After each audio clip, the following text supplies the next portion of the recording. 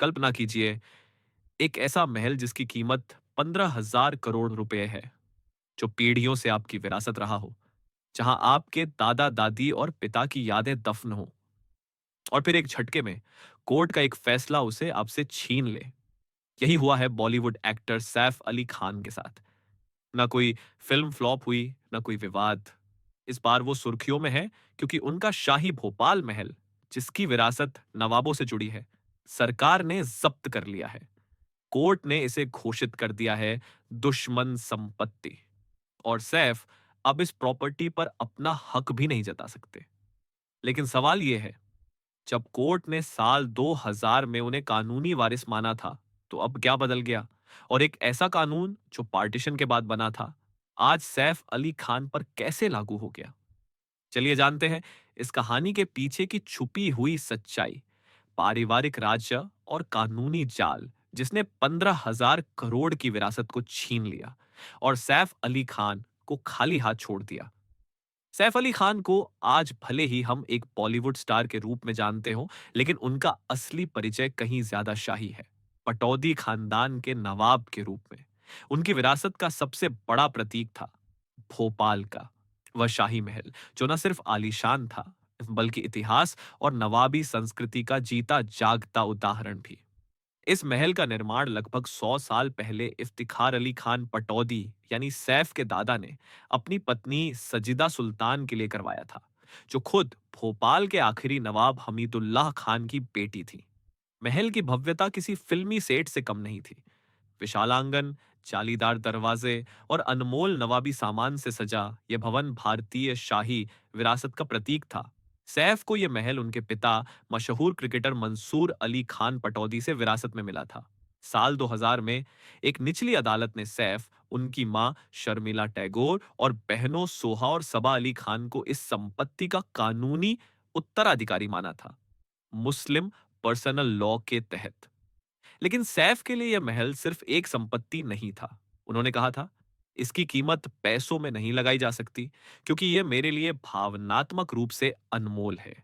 यह वही जगह थी जहां उनके दादा दादी और पिता की कब्रें हैं। एक आध्यात्मिक जुड़ाव, एक इतिहास, एक पहचान। लेकिन कहानी यहीं खत्म नहीं होती। इस विरासत में छिपा था एक ऐसा पारिवारिक रहस्य जो आगे चलकर सैफ की जिंदगी का सबसे बड़ा झटका बन गया। सैफ अली खान का भोपाल महल उन्हें उनके दादा दादी की ओर से मिला था, लेकिन इस विरासत में एक ऐसा पारिवारिक मोड़ छिपा था जिसने सब कुछ बदल दिया। भोपाल रियासत के आखिरी नवाब हमीदुल्लाह खान की 3 बेटियां थीं। उनकी छोटी बेटी सजिदा सुल्तान की शादी हुई थी पटौदी के नवाब इफ्तिखार अली खान से, यानी सैफ के दादा। इसी रिश्ते के चलते भोपाल की विरासत पटौदी खानदान तक पहुंची। लेकिन कहानी में असली ट्विस्ट था सबसे बड़ी बेटी, अबीदा सुल्तान। साल 1950 में अबीदा ने एक ऐसा फैसला लिया जो आज तक सैफ की किस्मत पर भारी पड़ा हुआ है। उन्होंने पाकिस्तान जाने का फैसला किया और भारतीय नागरिकता छोड़ दी। उस समय यह एक व्यक्तिगत निर्णय था, लेकिन कानून की नजरों में इसका मतलब था वो अब भारत की नागरिक नहीं रही। और बस यहीं से शुरू होता है वो कानूनी खेल, जिसने सैफ अली खान की पूरी संपत्ति पर सवाल खड़े कर दिए। क्योंकि अगर किसी संपत्ति पर पहला हक ऐसे व्यक्ति का था जिसने भारत छोड़कर पाकिस्तान को चुना, तो उस संपत्ति को भारत सरकार घोषित कर सकती है दुश्मन संपत्ति। यही हुआ सैफ के महल के साथ। अबीदा सुल्तान का 70 साल पुराना फैसला आज सैफ की करोड़ों की संपत्ति छीनने की वजह बन गया। और इसके बाद कहानी में आता है वो कानून जिसने इस महल को कानूनी तौर पर सरकार की संपत्ति बना दिया। सैफ अली खान की 15,000 करोड़ की विरासत छीनने का कारण सिर्फ पारिवारिक विवाद नहीं था। ये एक पुराने और सख्त कानून की मार थी जिसे बहुत कम लोग जानते तो हैं। ये पूरा मामला तो दोस्तों दुश्मन संपत्ति कानून, यानी एनिमी प्रॉपर्टी एक्ट। इस कानून की शुरुआत हुई 1965 की भारत पाकिस्तान लड़ाई के बाद।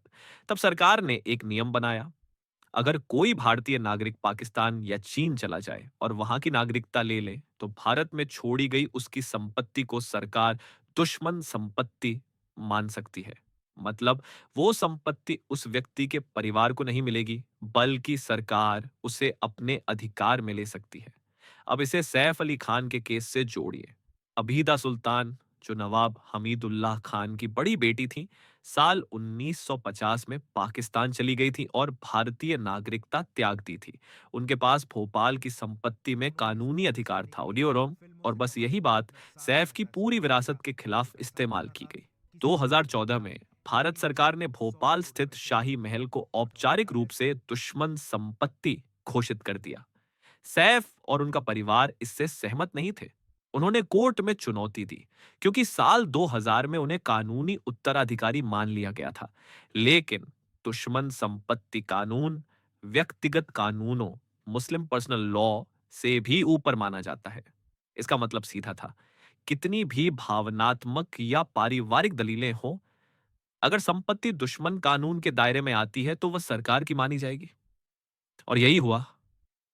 अब कानून के सामने सैफ की पूरी दलीलें, कागजात और विरासत बेईमानी हो गई। लेकिन सबसे बड़ा झटका तब लगा जब कोर्ट ने अंतिम फैसला सुनाया। सालों तक चलने वाली कानूनी लड़ाई के बाद दिसंबर 2024 में आया वो फैसला, जिसने सैफ अली खान की सारी उम्मीदों पर पानी फेर दिया। मध्य प्रदेश हाई कोर्ट ने उनकी याचिका खारिज कर दी। सैफ ने कोर्ट से गुजारिश की थी कि उनकी पुश्तैनी संपत्ति को दुश्मन संपत्ति न माना जाए, क्योंकि वो खुद भारत के नागरिक हैं और पहले से ही कानूनी वारिस माने जा चुके हैं। लेकिन कोर्ट ने साफ शब्दों में कहा, एक बार अगर संपत्ति एनिमी प्रॉपर्टी घोषित हो जाए तो फिर वह परिवार के किसी सदस्य को वापस नहीं दी जा सकती। इतना ही नहीं, कोर्ट ने इस पर लगी अंतरिम रोक को भी हटा दिया। मतलब अब सरकार को इस संपत्ति पर कब्जा करने से कोई नहीं रोक सकता। सैफ और उनके परिवार को 30 दिनों का वक्त मिला अपील करने के लिए, लेकिन वो अपील दर्ज नहीं की गई और वहीं इस मामले का अंत हो गया।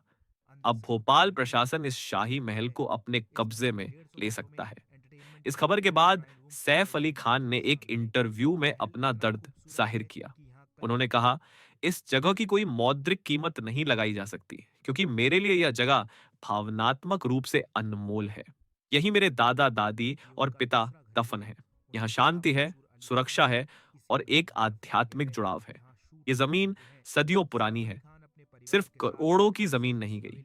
गया वो इतिहास, वो रिश्ता और एक शाही पहचान जो अब सिर्फ यादों में रह गई।